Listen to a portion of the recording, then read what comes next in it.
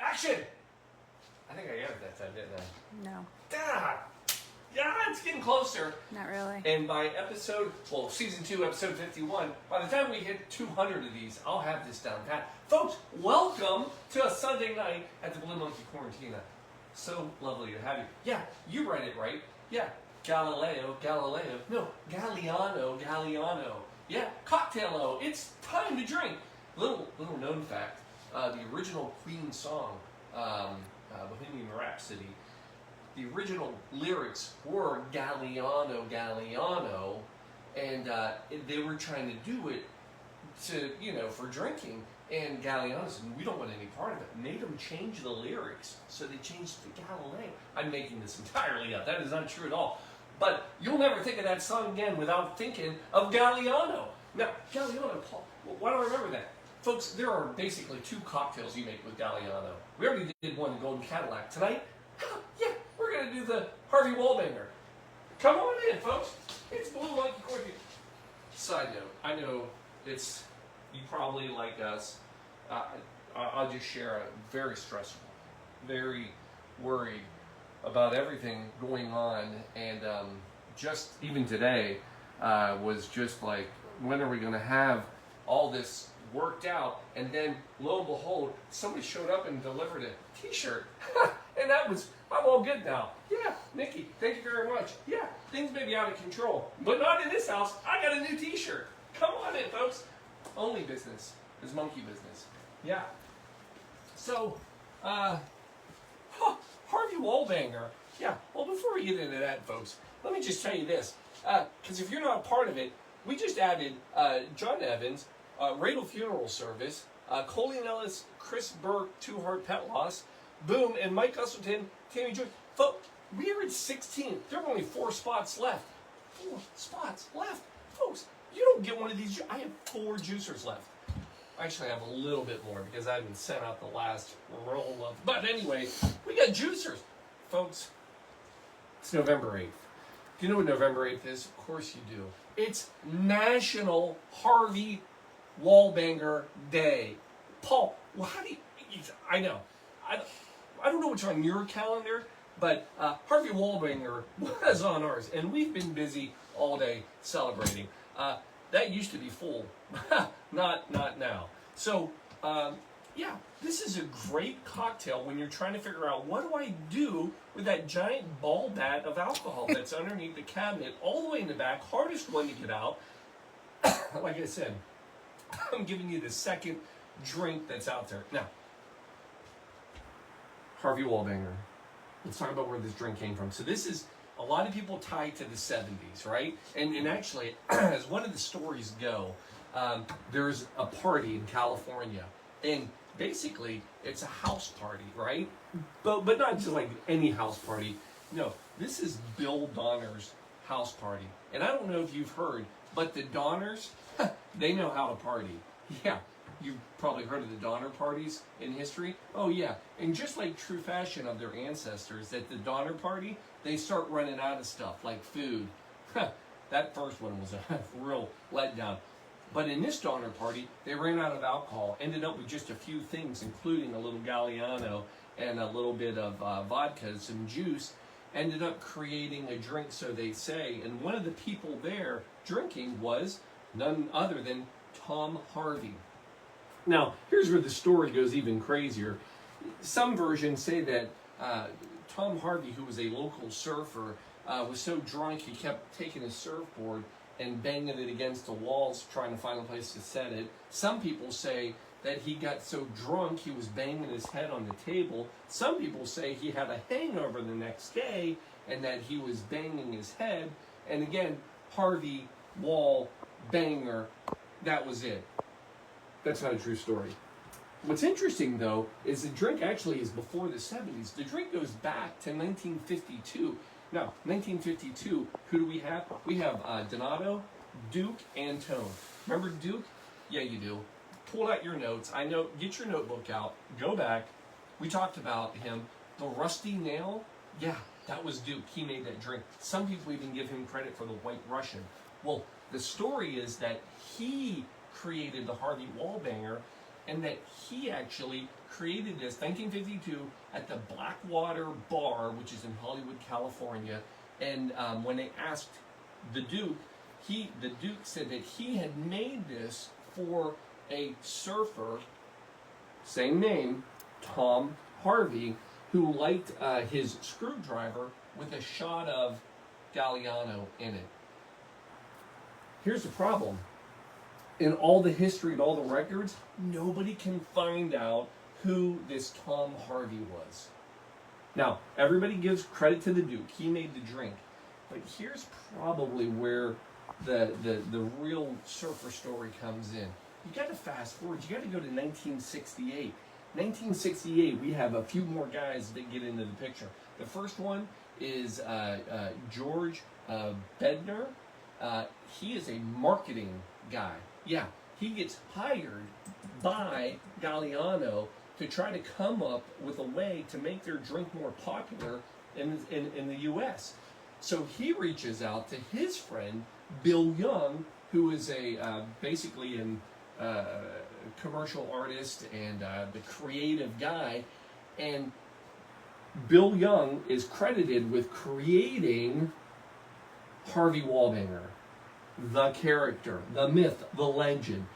And they put out all this press and all these posters, and basically they created this little guy called Harvey Wallbanger. And do you remember the cartoon of Ziggy? Remember that little kind of like bald guy that just didn't have much of a body? It was just like a head and then feet. Well, that's what Harvey Wallbanger looked like in the 70s. Basically, a little bald Ziggy. It must have been his like California cousin wearing a pair of sandals. And it took off. And this was it. So the slogan that they came up with that revolutionized the Harvey Wallbanger, here it was. You ready for it? Harvey Wallbanger is the name, and I can be named. That was it. Folks, it was the 70s. Between all the drugs and alcohol, they didn't need a whole lot of entertainment. I mean, things just happened. Now, they later changed it, and the slogan went, Harvey Wallbanger is the name. Want to make something of me?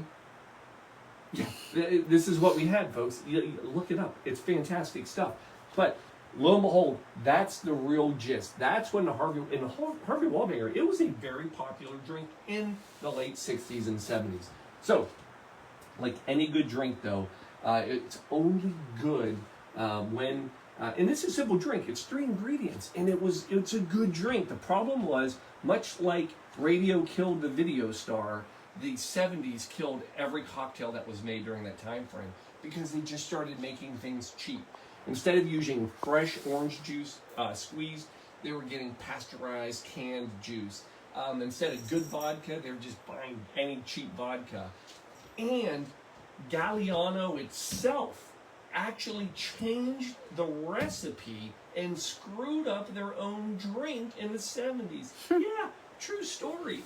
So one of the things, even today, when you go to get Galliano, you actually need to make sure you get the right kind because they reintroduced basically Galliano, and you want to get l'autentico.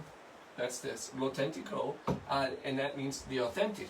Because, again, during the 70s, they went to this more of a vanilla recipe to make it sweeter. They took the amount of alcohol, they cut it, so it became this more of a very, very sweet. Now, Galliano still got some sweetness and still vanilla, but the l'autentico is what you want. How bad did the drink get in the 70s? They actually started making a canned version of the Harvey Wallbanger. Ew. Ew is exactly right. It was complete crap. It fell apart. But, folks, this is a classic. This is good stuff. Yeah, we're going to make it. So, first of all, get some ice in some nice highball glasses. I recommend the Blue Monkey Quarantine highball glass if you haven't seen it. Who cares, Paul? Drink, Paul. All right, so coming in, again, easy drink. Now, start with your vodka. Again, we're going Rakia vodka. Why this one? I don't know.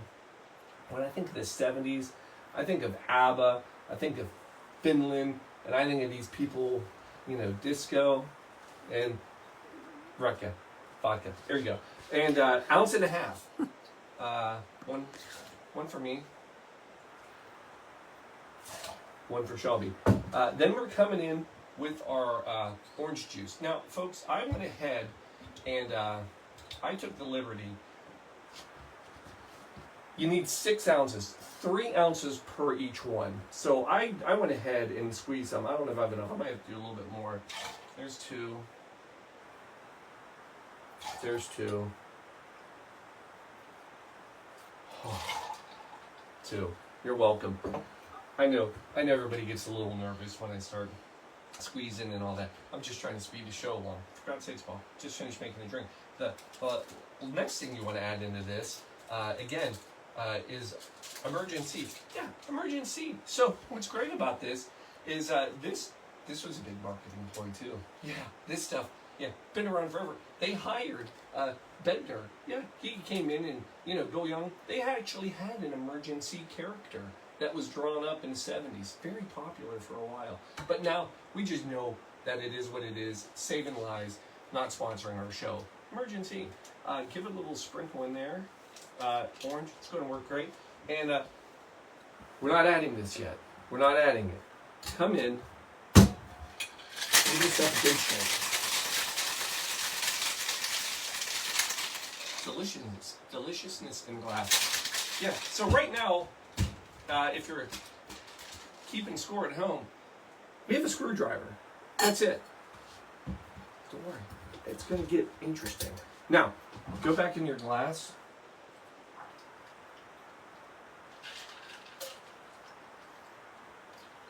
Leave a little room.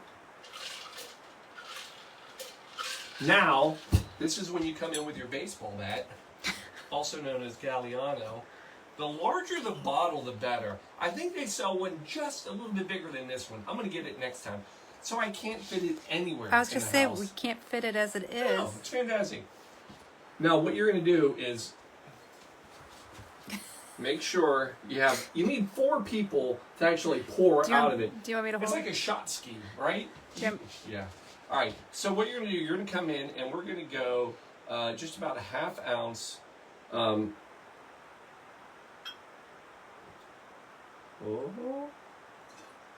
And you can just right on top. You're not going to shake this. There you go. All right, OJ, Galliano. Next thing, garnish. Come in. We're going to go orange. Yeah. And maraschino cherry. By the way, we've made a decision in this house. We are never going back to a plain maraschino cherry ever again for the rest of our lives. We will only go with the Luxardo maraschino cherry. Yeah, they're that freaking good.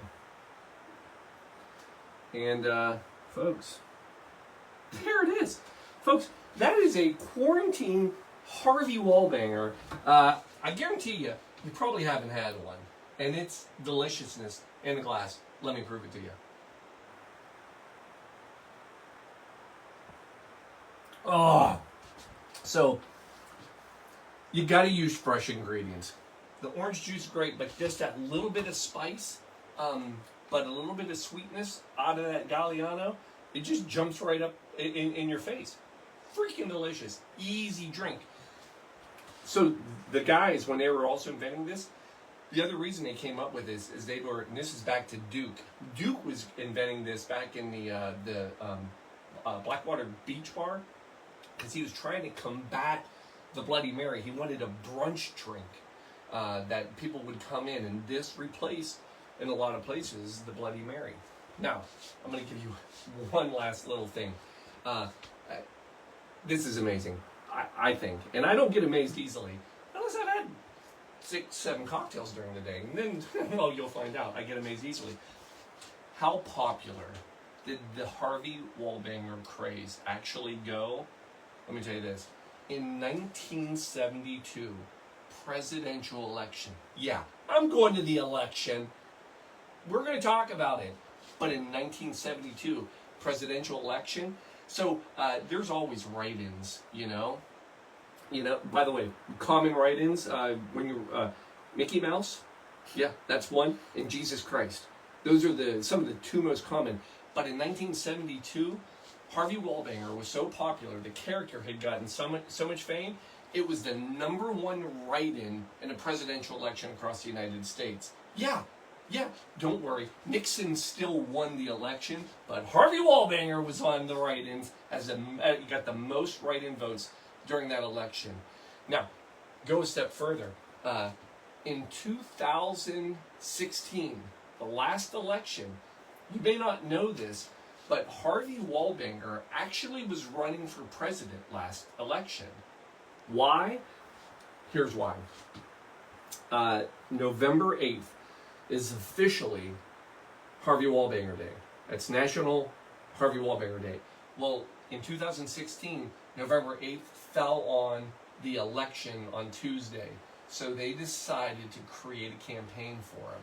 And he did get in some votes. I mean, he didn't do bad. Again, it was ugly, but here's the thing I'll tell you about him. This is why I would have voted for Harvey Wallbanger.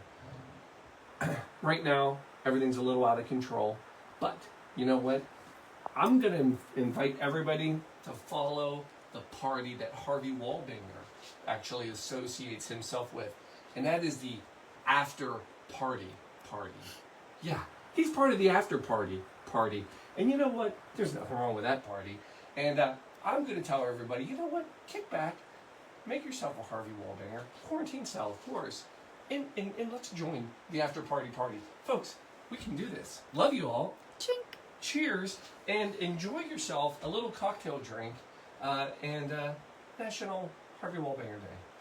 Folks, we will see you Wednesday. Love you all. Good night.